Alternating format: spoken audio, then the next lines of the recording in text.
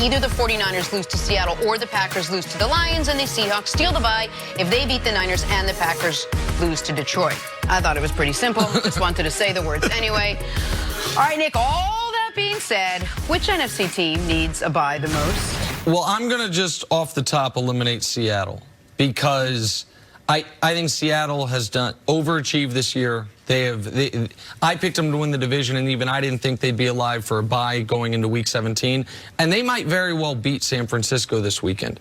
But Seattle, they have a point differential this year of plus 12. They've outscored their opponents in total in the year by 12 points. That is worse than Philly. That is worse than Tampa. That is worse than Tennessee. It's 70 points worse than Dallas. So I say all that to say this. With or without a bye, I do not believe Seattle has the horses to make the Super Bowl. The other three teams do. And I like it. I don't know if during the regular season there's been a bigger Seattle supporter than me, but I think this thing ends in the divisional round of the conference championship game. So now we're talking about San Francisco, New Orleans, or Green Bay. There's a case you made for any of the three. I believe the answer is Green Bay for this reason.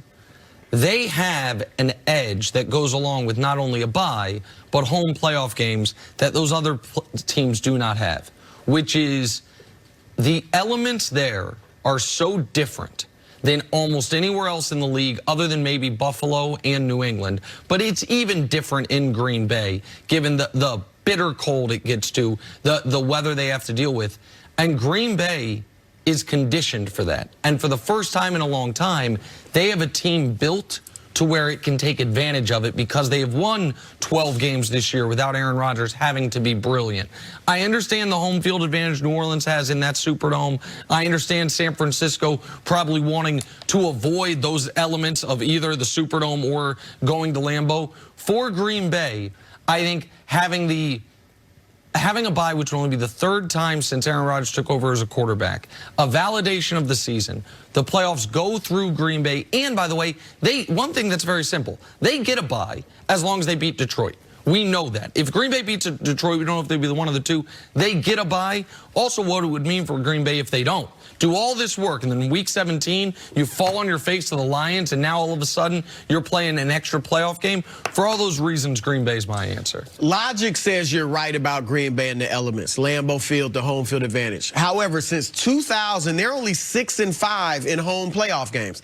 I was talking to Greg Jennings, our colleague here at Fox, who obviously played with the Packers and won a Super Bowl. He said there's no home field advantage when it comes to Lambeau. As far as it's home field because you're at home, you have the crowd. But as far as you having the advantage in the weather, the elements, he said you can't get used for everybody. Yes, he said even if you're used to it, you live there, it's still freezing and you feel it. So maybe that lines up with the record 6-5. I think it's San Francisco, and here's why. Jimmy Garoppolo, Kyle Shanahan, what don't they have that the other coaches have? Experience. Now, Matt LaFleur obviously doesn't have it, but he's got Aaron Rodgers. So every other team, New Orleans, Drew Brees, Super Bowl champion. Aaron Rodgers, obviously, Super Bowl champion. Seattle, Russell Wilson, Super Bowl champion. Pete Carroll, and, LaFleur has had Sean Payton. So look, Garoppolo has shown that he adjusts to challenges and handles them well. Every time he's been thrown in there, they win. Now, whether or not his numbers were spectacular, sometimes they are, but even when they haven't been, they've tended to win. So he's shown all that, but the playoffs are a different animal. And so I just think that for them to have the extra time to prep for it will help them. And, as I said earlier, they haven't been playing great football lately. All right, offensively, they had trouble protecting Garoppolo last week. Defensively, first half of the season, they're allowing 11 points a game. Their defense looks almost historically good.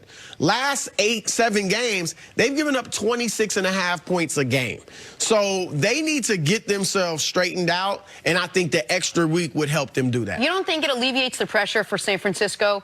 This is sort of a surprise year, I think, a little bit for them. They came on maybe a year before anyone else thought they would. They don't have all the pressure of, well, we've been there, we're returning there, we have all these players that, I mean. Well, I think they've got the pressure in this regard. You're right that I don't think most people expected them to be, you win in Week 17, you're the 1 seed in the NFC in that discussion.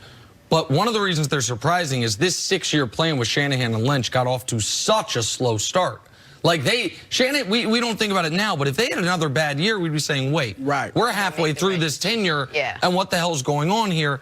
The one last point for Green Bay, because neither one of us talked much about New Orleans. I understand New Orleans, the only playoff game they've lost in that building with Breeze and Peyton was the one last year that they then changed the rules because of. Given New Orleans' losses on the defensive line with Rankins and with Davenport being done for the season, I think on that fast track in New Orleans, Green Bay would be able to go there and move the football. I'm not saying they would necessarily win. I think you'd go there and move the football. I cannot see either one of these teams, even though San Francisco dominated Green Bay when they played, Jimmy Garoppolo with no playoff experience, or Drew Brees, who has played so differently in outdoor playoff games, going to Lambeau. And I think Green Bay, if they needed to play a high-scoring game, you still have Aaron Rodgers. In perfect conditions in San Francisco or in New Orleans, can either one of those teams go on the road if it's 18 degrees and snowing and win in Lambeau? I don't think they can, which is why, to me, home field and the bye for Green Bay is so critical. It's going to be interesting this weekend. All right, take a break. Coming up, should the rest of the NFC be crossing their fingers that the Cowboys don't sneak into the playoffs? That's ahead on